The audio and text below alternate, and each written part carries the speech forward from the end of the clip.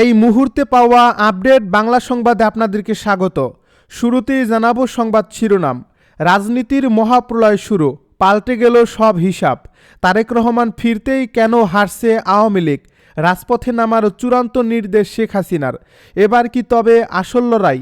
বিশ্লেষকেরা বলছে তারেক রহমানের এই প্রত্যাবর্তন আসলে আওয়ামী লীগের রাজনীতির নতুন মোড়। কারণ একজন সাজাপ্রাপ্ত নেতা যদি বীরের বেশে দেশে ফিরে নিরাপত্তা ও রাজনৈতিক স্পেস পান, তবে একই যুক্তিতে আওয়ামী লীগের শীর্ষ নেতৃত্বের বিরুদ্ধে থাকা আইনি ও রাজনৈতিক বাধাগুলো শিথিল হতে বাধ্য। আইনি পথ যদি একজনের জন্য খোলে, তবে তা সবার জন্যই খুলবে। এবারে জানিয়ে দিব 24 ঘন্টার মধ্যেই এনআইডি পাবেন তারেক রহমান। আরও থাকছে সেন্ট মার্টিনগামী জাহাজে আগুন, ভস্মীভূত মরদেহ উদ্ধার। সব শেষে জানিয়ে দিব কেরানীগঞ্জে মাদ্রাসা ভবনে বিস্ফোরণে আহত 4 বিস্ফোরক উদ্ধার। এতক্ষণ শুনছিলেন হাতে থাকা আপডেট সংবাদের শিরোনাম, এবারে বিস্তারিত। তবে তার আগে অনুরোধ রইল ভিডিওটিতে একটি লাইক এবং কমেন্ট করে জানিয়ে দিন ভিডিও সম্পর্কে আপনার মূল্যবান মতামত। আরও জানিয়ে দিন ভিডিওটি কোথা থেকে দেখছেন বা কোন জেলা থেকে দেখছেন। পাল্টে গেল সব হিসাব, তারেক রহমান ফিরতেই কেন আসছে আওয়ামী লীগ? রাজপথে নামার চূড়ান্ত নির্দেশ শেখ হাসিনার। এবার কি তবে আসল লড়াই? দর্শক, দীর্ঘ 17 বছর নির্বাচনে থাকার পর তারেক রহমান দেশের মাটিতে বিএনপি শিবিরে যখন উৎসবের আমেজ, ঠিক তখনই আওয়ামী লীগের আনন্দে বইছে এক কৌশলগত স্বস্তির হাওয়া। প্রশ্ন জাগতে পারে, চিরশত্রু তারেক রহমান ফেরায় আওয়ামী লীগ কেন চিন্তিত না হয়ে বরং একে কে সুযোগ হিসেবে দেখছে? রাজনৈতিক বিশ্লেষকেরা বলছেন তারেক রহমানের এই প্রত্যাবর্তন আসলে আওয়ামী লীগের রাজনীতির নতুন মোড়। কারণ একজন সাজাপ্রাপ্ত নেতা যদি বীরের বেশে দেশে ফিরে বিশেষ নিরাপত্তা ও রাজনৈতিক স্পেস পান, তবে একই যুক্তিতে আওয়ামী লীগের শীর্ষ নেতৃত্বের বিরুদ্ধে থাকা আইনি ও রাজনৈতিক বাধাগুলো শিথিল হতে বাধ্য। আওয়ামী লীগ এখন এই নজির ব্যবহার করে রাজপথে ফেরার চূড়ান্ত ছক করছে। নেত্রীর নির্দেশ পরিষ্কার, আইনি পথ যদি একজনের জন্য খোলে, তবে তা সবার জন্যই খুলবে। আওয়ামী লীগের সভাপতি শেখ হাসিনা দিল্লি থেকে সরাসরি নির্দেশ দিয়েছেন, সকল ভেদাভেদ ভুলে ঐক্যবদ্ধ হয়ে মাঠে নামো।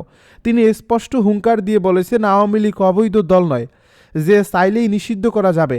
আজ যখন ডক্টর ইউনূসের সরকার মতন্ত্র আর অর্থনীতির হাহাকার সামলাতে ব্যস্ত, ঠিক তখনই রাজনীতির মোড় ঘুরিয়ে দিয়েছে নতুন এক মেরুকরণ।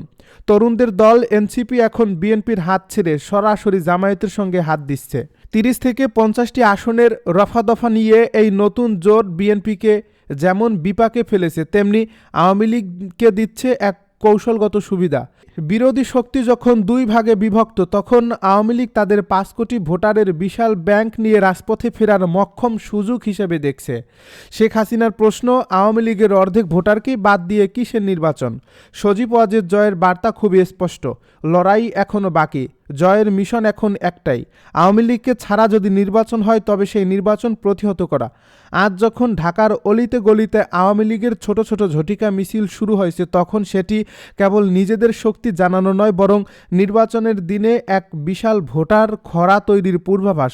তারেক রহমানের প্রত্যাবর্তনের সৃষ্ট রাজনৈতিক ধোঁয়াশা আর ইউনূস সরকারের উপরে থাকা অভ্যন্তরীণ চাপকে কাজে লাগিয়ে আওয়ামী লীগ এখন তাদের গোল্ডেন কি বা রাজকীয় প্রত্যাবর্তনের চাবিটি হাতে নিয়েছে।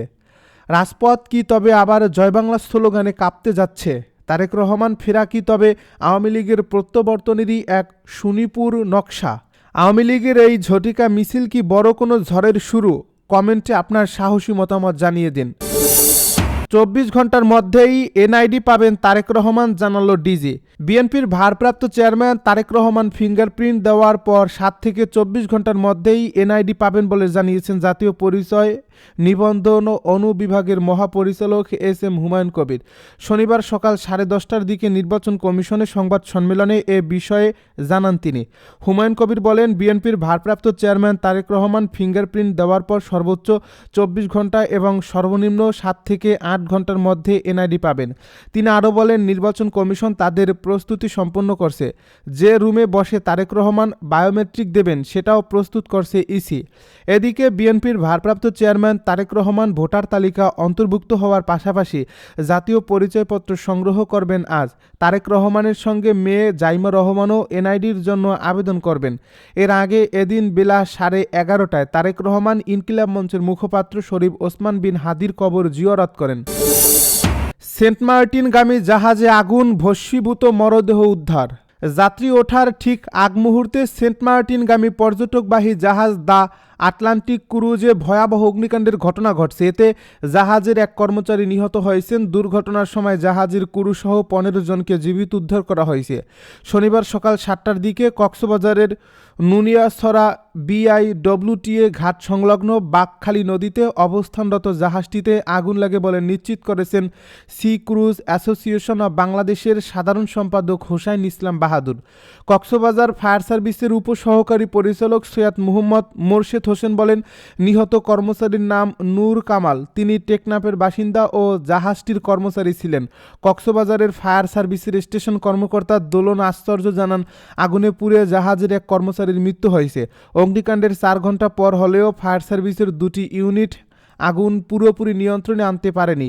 জানা গেছে, সেন্ট মার্টিনগামী পর্যটকদের তুলতে জাহাজটি বাঁকখালী নদীর BIWTA ঘাটে ভেড়ার ঠিক আগ মুহূর্তে আগুনের সূত্রপাত হয়।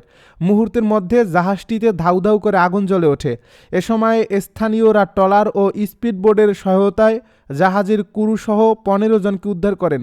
এসকোয়াবের সাধারণ সম্পাদক হোসাইন ইসলাম বাহাদুর বলেন, প্রতিদিনের মতো সকাল 7টার দিকে পর্যটক তুলতে ঘাটে আসছিল দ্য আটলান্টিক ক্রুজ। হঠাৎ জাহাজের ভেতর থেকে ধোঁয়া উঠতে দেখা যায়। অল্প সময়ের মধ্যেই আগুনের লেলিহান শিখা ছড়িয়ে পড়ে। আগুন নেভানোর চেষ্টা এখনও চলছে। অগ্নিকাণ্ডের খবর পেয়ে দ্রুত ঘটনাস্থলে পৌঁছায় ফায়ার সার্ভিসের 2টি ইউনিট। তবে দীর্ঘ সময় চেষ্টার পরও আগুন পুরোপুরি নিয়ন্ত্রণে আসেনি।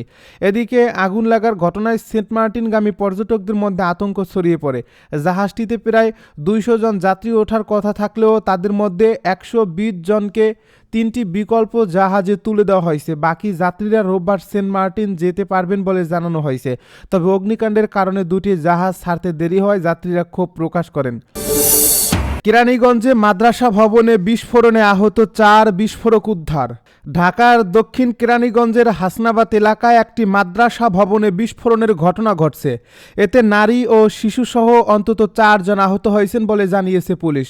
শুক্রবার দুপুরে হাসনাবাদের উম্মাল কুরা ইন্টারন্যাশনাল মাদ্রাসা বিস্ফোরণ ঘটে। বিস্ফোরণের ফলে এই ভবনটির একটি অংশ ক্ষতিগ্রস্ত হয় এবং আশপাশে আতঙ্ক ছড়িয়ে পড়ে।